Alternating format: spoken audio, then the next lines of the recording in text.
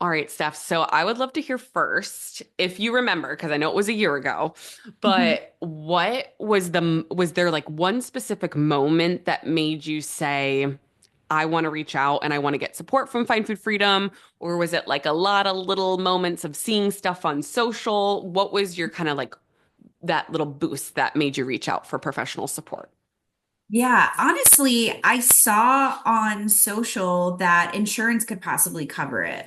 And I've been working on kind of managing through intuitive eating for a really long time, for several years now. But my job changed last year, and I was finding it really challenging, honestly, to like eat at all. I mean, just Mhm. finding time to eat. And when I saw that potentially my insurance could cover it, I was like immediately, okay, let me try this. Let me see what happens. So that's what got me started. That is incredible. That makes me so happy to hear because you kind of joined on a few months after we started taking insurance because we started, I believe, in like the beginning of 2024. So, with your insurance benefits, how many sessions did you get covered? I get 12 a year for free. Incredible. I love Yeah. that. It makes me so happy. And a lot of people don't know they have these benefits. So thank you for sharing Mhm. that. And we'll put the link in the show notes below. So anybody listening, if you want to get your benefits checked, you could do that as well. So you are working with or you have worked with, are currently working with Alex Spicer, one of our incredible dietitians on the team. So when you came in to your sessions with her, like you said, you had been introduced to intuitive eating before, you had kind of been on that journey.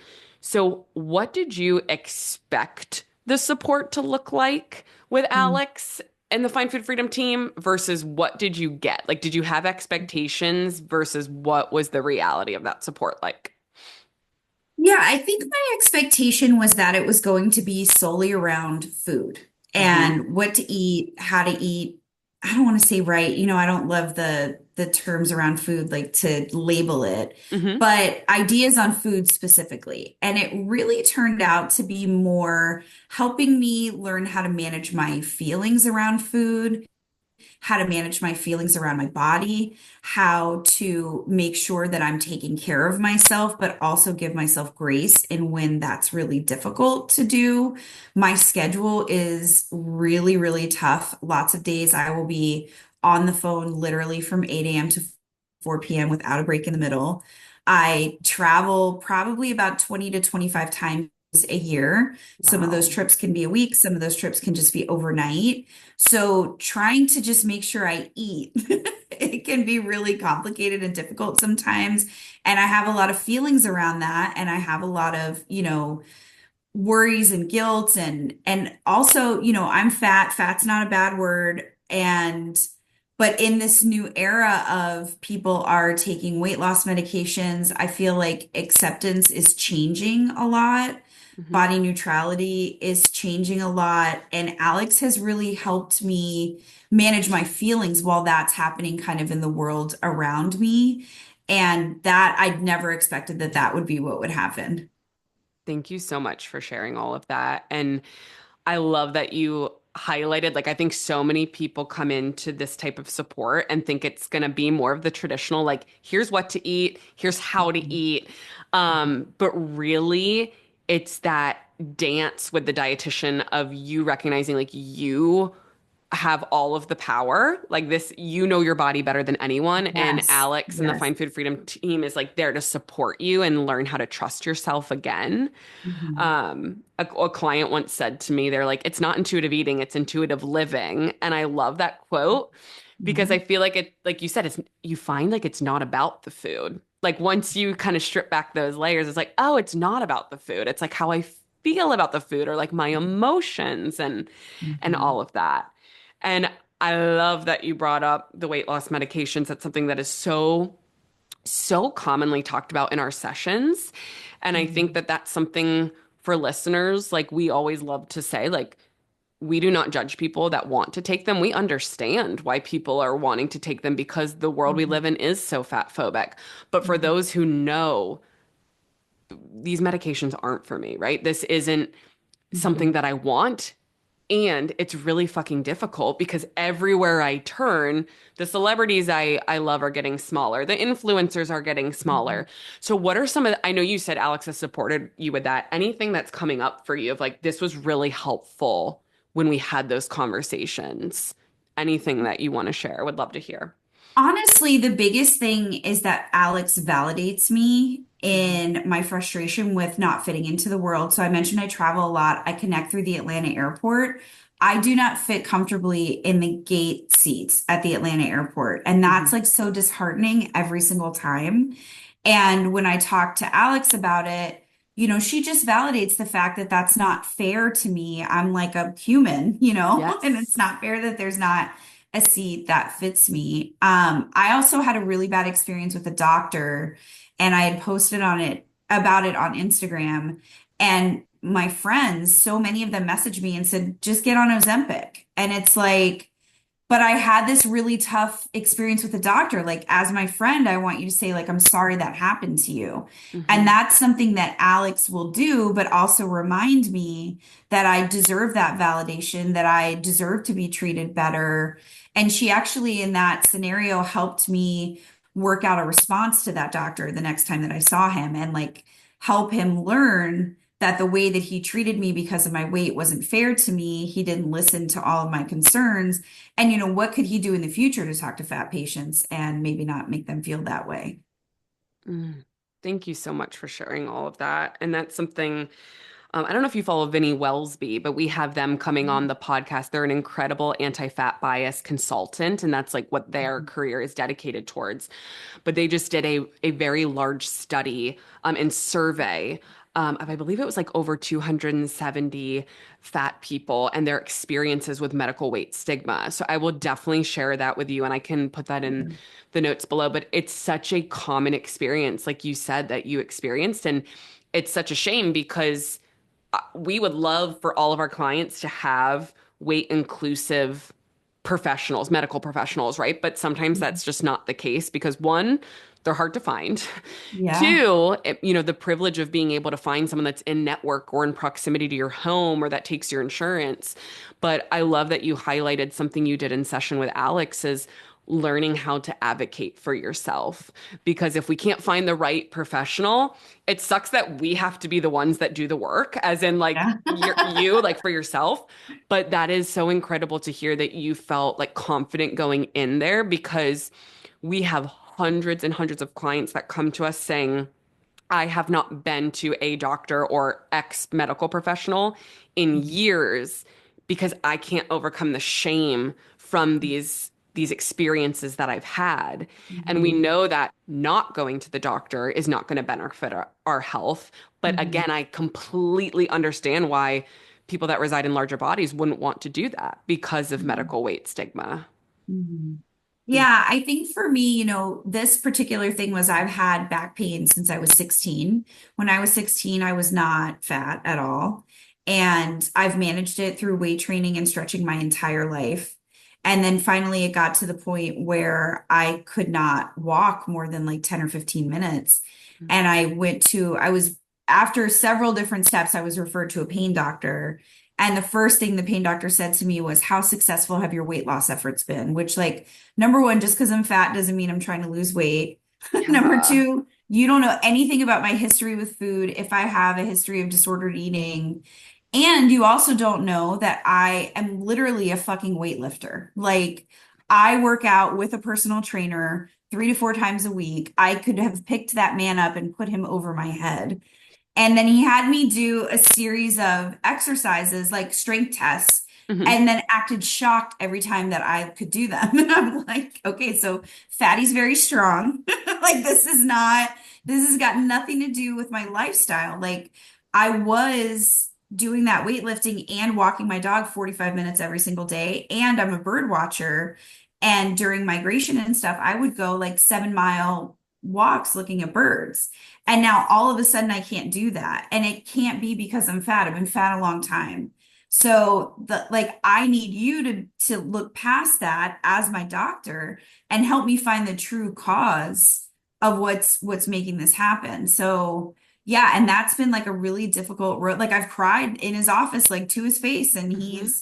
he has to work on his own biases. I can't change that. I live in the southern US. I feel like, medical care here is not that great to begin with. And then there is a lot of bias. So Alex actually tried to help me find health at every size doctors, and there just aren't any in my state. So, it's really tough to deal with that bias. And,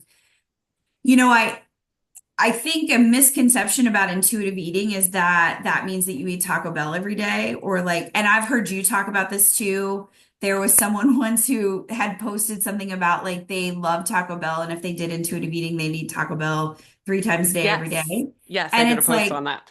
everybody, I think, has to go through that. Like in the beginning for me, it was cake. I had cake all the time. But Hmm. then I got to a point where I started to pay attention to my body more and learn, what makes me feel good, what doesn't make me feel good. That's not necessarily going to make you lose a ton of weight because you're following like that intuitive eating and listening to your body. Your body doesn't want 1,200 calories a day, which is like what most doctors would recommend for you to eat to be able to lose weight. So, yeah, it's like intuitive eating is not going to make you fat. It's not going to make you lose weight necessarily. It's just kind of it's bigger than what your size is, and having a relationship with food that's better and less stressful. And like I said, with Ozempic, it does start to get tough because like when you have friends that are on Ozempic and you go out to dinner and then they don't eat anything because they're nauseous, and it's like, you know, being the fat person at the table. Um, Another thing that I've talked to Alex about a lot is through like the intuitive eating work that I did before and all the work that I've done with Alex.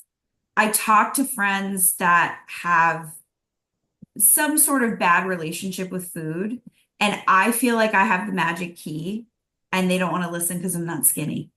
And that's Mm. so frustrating because it's like I had that same terrible relationship with food from like 12 years old. And I found the cure to it, but because it didn't make me skinny, it's like not my advice isn't good to you, which I mean is a bummer to hear, but like it's all about the relationship more than anything else and being able to, handle that. Wow. You just threw so much at me. I'm like, I know and I that don't was know a if you lot. I'm saw, sorry. no, no, no, like in the best way. I don't know if you saw me like scribbling. I was like, okay, because my mom brain, I will not remember all of this. But I love so much. I want to respond to that you said again. First, just thank you for your vulnerability and sharing. It's going to help so many people. But I love how you brought up like the myth of like what people think intuitive eating is versus what it actually is. And I think that comes from, principle number 3 is make peace with food and having unconditional permission to eat. And when people hear that, they think that means eat everything and you have to eat everything. And it's like, no, no, no. You have the ability to. And because we come from dieting and we've restricted ourselves for so long, when we lift those rules and restrictions, of course we're going to want to eat all the cake or the Taco Bell or whatever.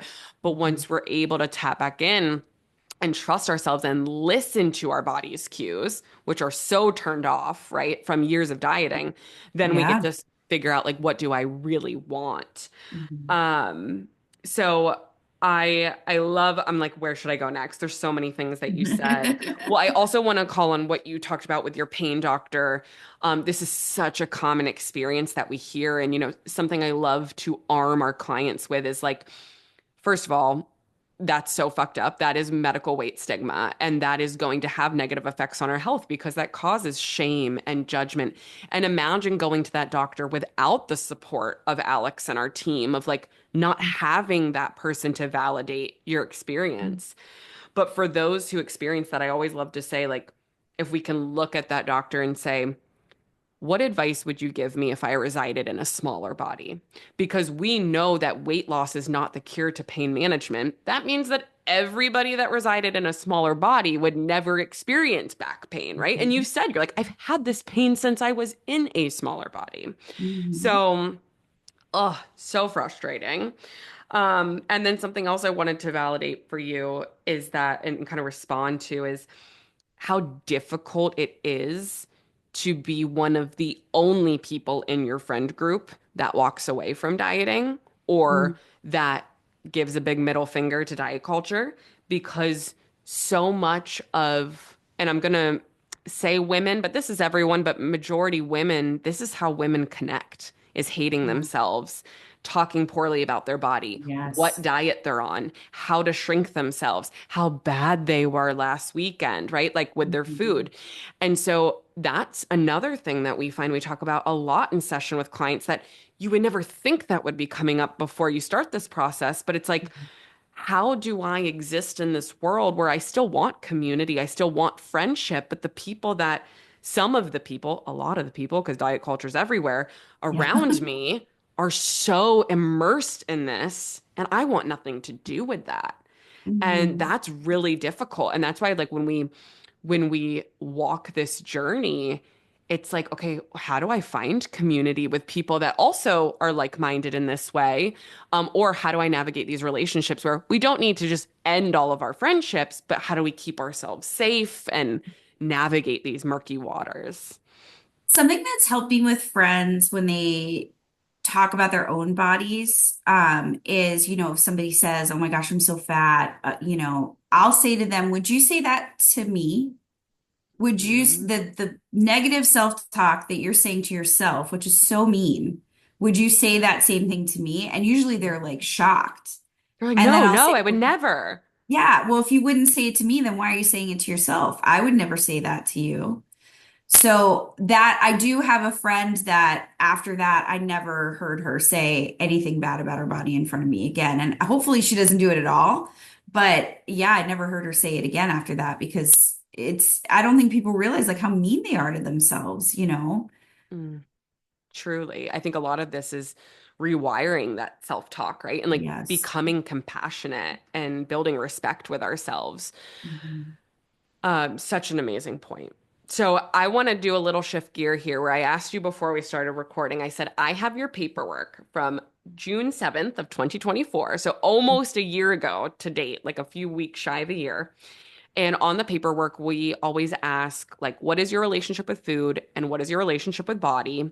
And we have three choices. We have pleasant, neutral, or unpleasant. And then we ask, why did you choose that? So I want to read what you wrote here, and then I would love to hear from you, like, just any thoughts that are coming up for you. Like, does that feel true today? Can you believe that you wrote that? Are we Mhm. still kind of in that phase of working through some things? So just anything you're willing to share with us. Okay. Okay. So I had asked, or we had asked on the paperwork, how would you describe your relationship with food? And you had selected unpleasant. And you said, I often feel guilty about what I eat or I eat mindlessly. I still struggle not to eat out of boredom. I don't do that anymore at all. You're That's like, so funny. that's I said not that a year me. ago. Isn't it crazy how much can change in a year? Like, did you ever think that you could be sitting here and none of that even feel remotely true? Yeah, no, I don't. Yeah, I don't ever do that anymore. And I was actually thinking about it recently. Like, I just don't. I remember I used to have times where I'd be on the couch, like watching TV or something, and I'd think, I just want like a popcorn or something like that. Mhm. And I don't do that anymore. Yeah, that's so funny. I love how you like your response is like, I'm just laughing. You're like, that's not me. It's, yeah, That's it's not me. crazy. Like, let me make sure I It's have the right crazy. paperwork. Yes, I do. Okay. Um, so next up we have how would you describe your relationship with your body? And we had also selected unpleasant. And then here's what we wrote. So you said, I was feeling much better about my body in 2021, 2022. I had read Anti-Diet by Christy Harrison and was working on healing my relationship with food and my body, but I was sick a lot in 2022 and didn't eat much, so I lost some weight. I gained it all back in 2023 and started feeling negative again. With the new diagnosis of bone spurs in my back, I'm afraid a doctor is going to tell me to lose weight. That's exactly what happened. That's so funny. So yeah, that was literally what happened after that was that I was told to lose weight. So I will say I do still struggle a little bit with that body image, and how I feel about my body. And I wonder if that would be better for me if I could figure out, the pain that I've been having and kind of get back to a more normal routine. But I will say that something that Alex has been really helpful with me about, because I have been really depressed about not being able to walk my dog, go Of birding, course. another migration season has passed. And I literally moved to a place that's good for bird migration for birding. But another migration season has passed where I really haven't been able to do much birding. And Alex has been so helpful in helping me find other ways to like have fun. What do you do when your two main things that you do to enjoy your life are all of a sudden gone? How can you find something different to entertain yourself or to, feel good about yourself? And that's something that Alex has really helped me strategize and kind of figure out how to be less depressed about what my body's able to do. So I would say like that has kind of shifted more from feeling bad about having gained that weight back to feeling bad about my body's abilities, like capability, what I can and can't do. And that's different, but Alex has still really helped me with it. That's an incredible like thing that you just highlighted there.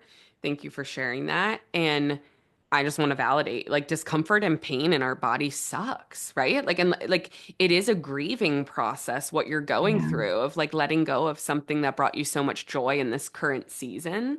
Mhm. Um, but it sounds like and I also want to say for listeners, and I actually just did a podcast on this last week of like I had a negative body image thought come up and I kind of shared that of like I don't think it's ever over, right? Like I don't think it's like we get to a point where it's like I'm never going to have a negative thought, but how we recover and how quickly we can find an and statement of like Mhm. ooh, that's weird that that's coming up. I'm allowed to feel this way. And I'm very grateful for what my body can do. And I'm going to give myself compassion and respect and not let a negative thought completely derail our entire day, week, and then spiral into like self-harming behaviors Yeah. because of that. Mhm. So do you feel like that? Do you relate to that at all or anything that's coming up for you as I share that?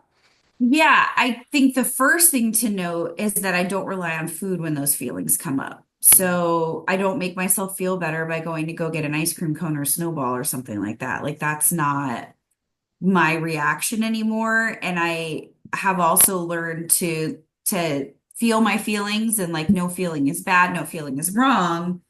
Um, but yeah, still kind of working on the, being okay with where my body's at right now, especially because of the lack of movement. Like that's just been really, really hard for me. But I am finding other ways to, have fun and do things. And fortunately, I have friends that are really good about, let's go to the park, but let's choose this park because they have lots of benches and then I can take breaks and we can sit on the bench and chit chat. So, That's incredible. That's incredible.